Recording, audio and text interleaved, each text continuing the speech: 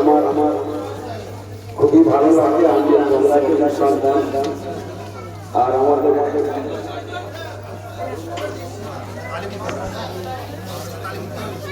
মাদ্রাসার ছাত্র ছাত্রী আছে, একাডেমির ছাত্র ছাত্রীরা আছে এবং সেই সঙ্গে যারা প্রধান শিক্ষক যারা আছেন এবং আমাদের মসজিদের ইমাম সাহেব আছেন এবং মসজিদ কমিটি সমস্ত মুসল্লিবৃন্দ আছে, প্রত্যেকে আমার আন্তরিক শুভেচ্ছা রইল তাদের প্রতি। আর আজকে আমার খুবই ভালো লাগে যে আমাদের গঙ্গাচুরির মাদ্রাসার মসজিদের সামনে যে স্বাধীনতা দিবস উদযাপন হচ্ছে, আমাদের মসজিদগুলিতে আমি আমাদের অনেকটা অবদান আছে। আমরা ভারতবর্ষে অনেকটা মুসলিম সমাজ অনেকটা পিছিয়ে আছি। তো 1947 সালের আগে ইংরেজের হাতে এই ভারতবর্ষ ইংরেজের হাতে ছিল,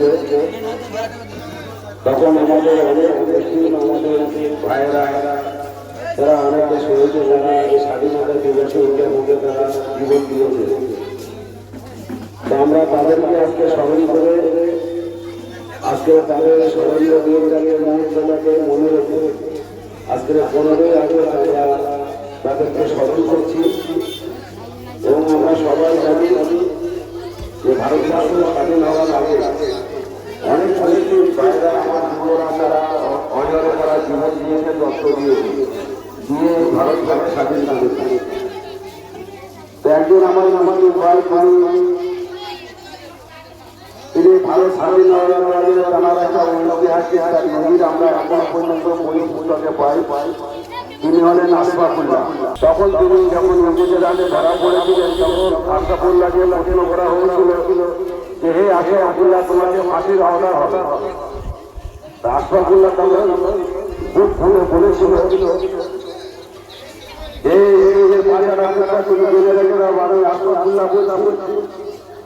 আমার ফাঁসির মঞ্চে যাওয়ার আগে আমাকে মাপা হোক, আমাকে মাঝে দেখা হোক, আমি কত কত বেদনা আছে।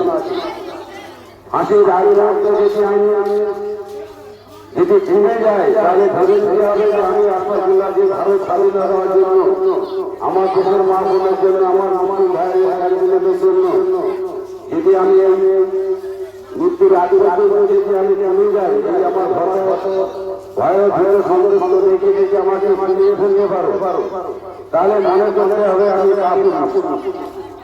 আর এই জেনে নাও যদি আমি আমাকে রাজনীতির মধ্যে যদি আমি যাইছিলাম, যদি আমি যাই থাকি তাহলে আমি শুকুর। আর ফাঁসির আগুনতে যদি আমি বেড়ে যাই তাহলে এই জেনে নাও জানা হলো শুকুর।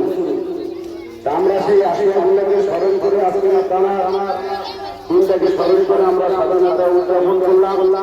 আর সেই সঙ্গে আমার মাদ্রাসা ছাত্র ছাত্রী যারা আছেন তারা সুন্দর পরিবেশের মার্গায় আদায় মাসিক স্বাধীনতা দিবস উদযাপন হলো আমাদের গঙ্গাচুরি মাদ্রাসা এবং মসজিদে।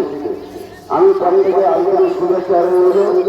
আমরা আশা করছি আগামী বছর মাদ্রাসার যে কমিটি যেভাবে এত সুন্দর করে সুসজ্জিতভাবে রাজবাড়িটা আনুষ্ঠানিকভাবে সাজিয়েছে, আমার শুভেচ্ছা রইল।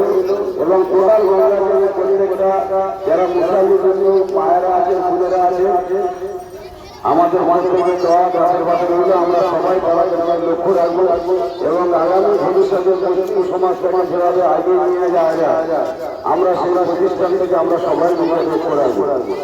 আর এর আগে আমাদের মধ্যে সভাপতি সাহায্য আছে, তিনি আমাকে বারবার করে ব্যবহার করেছেন যে এমএলএ সাহেবের সঙ্গে কাছে কথা বলে আমরা যদি বাড়ির বাড়ি থেকে একটা হাইমাস লাইটের ব্যবস্থা করা যায়।